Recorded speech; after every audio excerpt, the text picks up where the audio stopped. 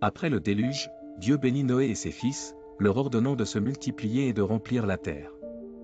Il promit de ne plus jamais détruire le monde par un déluge et donna l'arc-en-ciel comme signe de l'alliance éternelle. Les trois fils de Noé, Sem, Cham et Japheth, devinrent les ancêtres de tous les peuples. Cham eut un fils nommé Canaan, dont la descendance fut marquée par une malédiction à cause du manque de respect de Cham envers son père. Un jour, Noé planta une vigne et, s'étant enivré, se retrouva nu dans sa tente. Cham vit son père ainsi et le rapporta à ses frères, qui le couvrirent respectueusement. En apprenant cela, Noé maudit Canaan et bénit Sem et Japheth. Sem devint l'ancêtre des peuples sémites, y compris les Hébreux. Cham fut à l'origine de peuples comme les Cananéens et les Égyptiens, tandis que Japheth devint l'ancêtre des peuples européens et asiatiques. Ainsi, les descendants de Noé repeuplèrent la terre. Dans Genèse 10, la table des nations décrit les descendants de Noé et leur dispersion, formant diverses langues, cultures et territoires, reflétant la diversité de l'humanité. Parmi les descendants de Cham se trouvait Nimrod, connu comme le premier homme puissant sur la terre. Il était un grand chasseur et leader, fondant des villes importantes comme Babel, Érec et Calné, dans la région de Babylone. Nimrod est rappelé pour ses talents de conquérant et de dirigeant.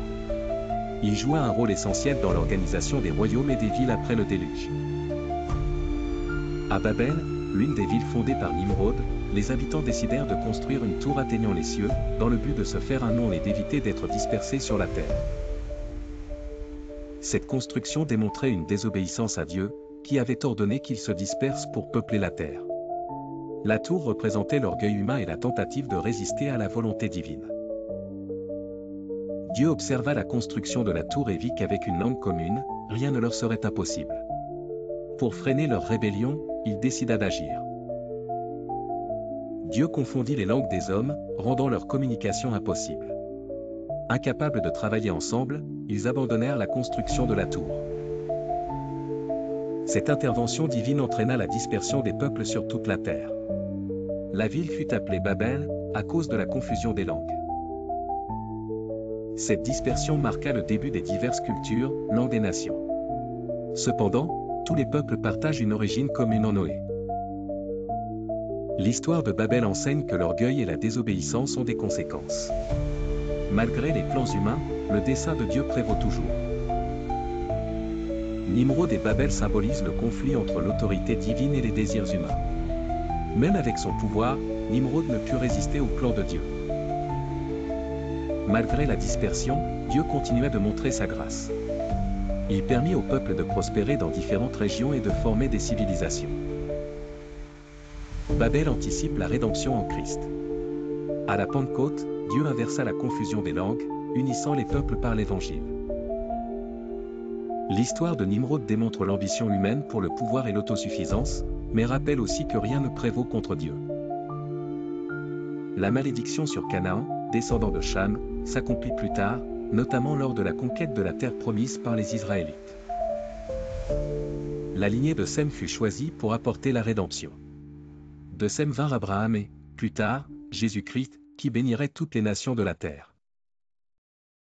La généalogie de Genèse 10 montre que Dieu contrôle l'histoire. Chaque nom représente un peuple et tous font partie du plan divin. Babel devint un symbole d'opposition à Dieu. Dans l'Apocalypse, elle apparaît comme une ville corrompue, en contraste avec la Nouvelle Jérusalem. La dispersion des peuples montre que Dieu établit des limites pour l'humanité. Il intervient pour éviter des concentrations dangereuses de pouvoir et de rébellion. Même après Babel, Dieu choisit Abraham, un descendant de Sem, pour former une nation qui bénirait toutes les autres. La tour inachevée est un rappel que les êtres humains ne peuvent atteindre Dieu par leurs propres efforts. La véritable réconciliation vient uniquement par sa grâce. L'histoire de Nimrod et Babel montre que la quête de gloire terrestre est vaine. Seule la gloire de Dieu est éternelle, et l'humanité doit vivre en soumission à lui. Les descendants de Japheth s'établirent au nord et à l'ouest, formant les peuples européens et asiatiques. Chaque groupe faisait partie du plan de Dieu. La continuité du plan divin après le déluge est évidente. Dieu guida l'humanité avec patience et grâce, malgré le péché. La dispersion à Babel souligne que la véritable unité n'est possible qu'en Dieu. La tentative humaine d'autosuffisance échoua, mais Dieu offre l'unité en Christ. Les villes fondées par Nimrod montrent la capacité humaine à créer et organiser.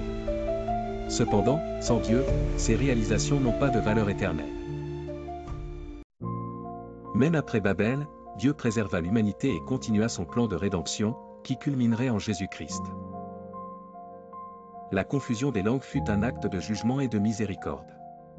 Dieu empêcha une rébellion plus grande et protégea l'humanité de ses propres actions. Le récit de Babel révèle que Dieu n'est pas contre l'unité, mais contre une unité qui l'exclut. La véritable unité reconnaît sa souveraineté. La tour de Babel et la dispersion des peuples sont des jalons dans l'histoire biblique, mettant en évidence la souveraineté de Dieu et son intention de racheter l'humanité. À travers ces récits, nous apprenons que Dieu guide l'histoire pour accomplir ses plans, rachetant les peuples et les réunissant dans sa présence éternelle. Et voilà, c'est la fin de cette vidéo. Si elle vous a plu, laissez un like, partagez-la et dites-nous votre avis en commentaire. N'oubliez pas de vous abonner et d'activer la cloche pour ne pas manquer les prochains contenus. Merci de nous avoir suivis, et à très bientôt.